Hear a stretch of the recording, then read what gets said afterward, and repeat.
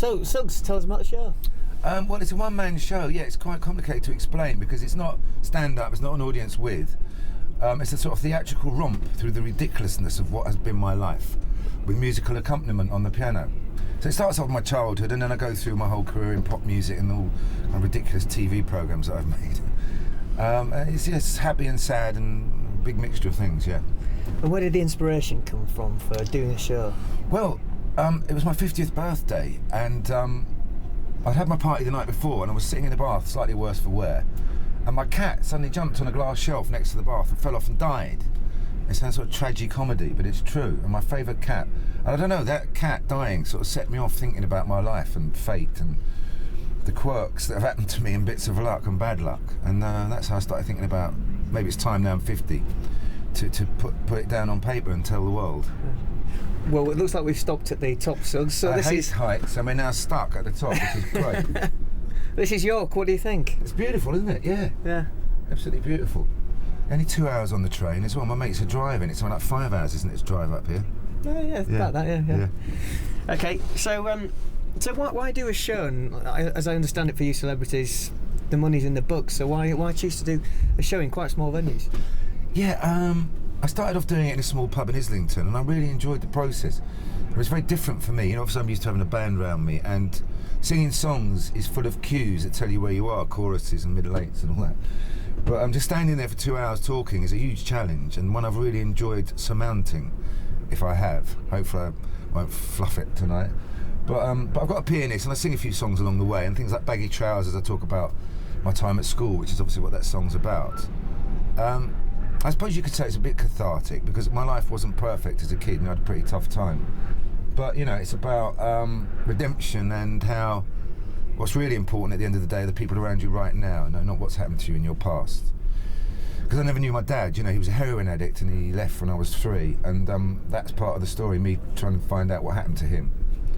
But as I say, in the end, it doesn't really matter about the past, it's what's happening now. Mm. And there's a few songs in there then with a pianist, and you do have a background in stand-up comedy as well, don't you? Yes, my agent was terrified when I said I was going to do a one-man show, because for a brief period I tried to do stand-up and I was absolutely useless. It's that old story, and it's like fellas in a pub who can tell a few jokes, think they can do stand-up, and you can't. But so this, I really scripted this, what I'm doing now, and although I got ad-lib and I mess around with it a bit, it's scripted. I mean, when I was doing stand-up, I got on stage and after 10 minutes I couldn't even remember my own name, never mind any jokes. It's like anything, you know, it's not as easy as it looks. And the same process, I mean, I've been rehearsing, I don't know, for 2 months to do this, so it's very, very, it's an intense process for sure. So have any of the band been out and seen this? What do they make of it? Yeah, Woody the drummer came the other night, Lee the sax player's been, Mike the keyboard player's coming on Sunday. And our my keyboard player is playing with at the moment is terrified, because obviously he's approximating parts that Mike, our keyboard player, wrote. So it'll be interesting to see how he performs when Mike's there. And did you have much demand to bring it up north? Because as you said, you did it down in Islington, didn't you? And was there a lot of demand to bring it up here? Yeah, I know, it's a bit of a shame because the tour was thrown together in a bit of a hurry. I had some problems with the person I was working with before, and also people were nervous, you know. I mean, I think in August, when I was going to do this first time, there were 20 stand-up shows on the road. So, you know, it's not a necessity that it's going to work or people are going to come, but it's done much better than anyone anticipated. But you can't book theatres. Like, if I wanted to book tomorrow, I'd have to wait 3 months for availability and the rest of it. But I'm hoping to do more in the autumn, and go further north. I mean, I have a lot of complaints from the Scottish. I hope to get there before they're fully independent. They might not let me in. Although my name is Graham McPherson, so maybe I'll get some dispensation. So you're in York tonight. You're also doing Leeds and Hull, and Madness coming back to the Doncaster Racecourse. How do you find the northern audiences? They're great, of course. Yeah. You know, Madness have always had a good following wherever we've been in this country, really. I mean, the racecourse things are great because it's a mixture. There are a few races and then a band. Well, us, obviously. It makes for a great night out. But no, it's funny. I was thinking on the way here, you know, what the 18-year-old Suggs leaping about in his tonic suit have thought of the 50-year-old Suggs playing the York Opera House. Love's Darlings. He would have been quite amazed, I'm sure. But no, I'm lucky, you know, because I have this varied existence, you know, so I'm doing this, and I love being in the band. That is my first love, making music, so I'm a very fortunate person to be able to do all these different things. And on that note, Madness working on the new album still. How's that coming along? It's coming along great, yeah, we're nearly finished. We were supposed to finish it last year, and we were going to do a big tour, but it all got postponed till this year, and which has been good because it's been worth spending a bit more time on. You know, we always try and make the best records we can, and the last one was very well received, The Liberty of Norton Folgate, which I know you've got a box set of you want me to sign. I'm not saying you're a stalker or anything like that. But I did get your tweet this morning saying how excited you were to interview me. Okay, it's all getting a bit embarrassing. Moving on. And hopefully the new Madness record will be out in the summer, yeah.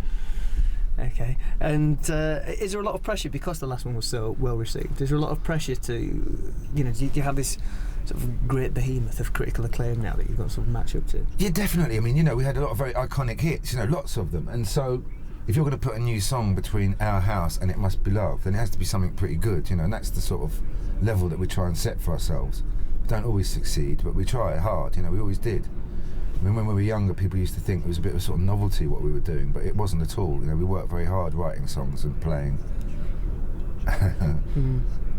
So what can people expect from the show tonight? What's your message to anybody that might be seeing this? Yeah, well, it's an interesting show for sure, and a lot of people have said it's the best show they've ever seen. I'm not just saying that, but it's a show that I don't think anyone else has done before because it's a mixture of tragedy and comedy and music. So there's a lot of laughs, but there's sad bits, and there's music too. So it's sort of every theatrical device known to humankind. Yeah, I mean, you're going to get something pretty special, I should say, yes, even though, of course, I'm saying it myself. No one else is going to, are they? And the book? The book? How's the book coming along? The book, the T-shirt, the planet. Yeah, I'm writing a book as well. I mean, when I was writing the show, you know, it was an obvious sort of parallel, really, because I was doing a lot of research about my past, and one of the main problems about writing a book is remembering anything. So, in the process of trying to remember the order of my life for this show, I did a lot of research, which I put to one side, which hopefully will fill the book that I'm in the process of writing. Yeah, I've nearly finished it. Hopefully that'll come out. So I don't know what's going to happen. I'm going to have a book out, a tour, an album, one-man show. I'm going to have to clone myself. So, just in more generally, how is sort of Suggs at this point in time, at this, when you take this sort of bird's eye view of your life at the moment, is this a good time? Great analogy, like your work. Yeah. Is this a good time for Suggs, 2012? Yeah, really good. Yeah, unbelievably good. You know, I'm very fortunate, and I never forget that for a second. You know, lots of my contemporaries fell by the wayside. You know, lots of them, and the fact that Madness is still going, that we're friends, that we still have some potency as a band. And love from some sections of the British public, and now doing this, you know, it really has been a remarkable period in my life. Yeah, I mean, you know, I don't know. It's strange that until they say life begins at 50, well, sort of is really. Yeah, not that I haven't had a great life up to this point, but there's another life beginning. Yeah. What a positive note to end on. Suggs, literally at the top of the world.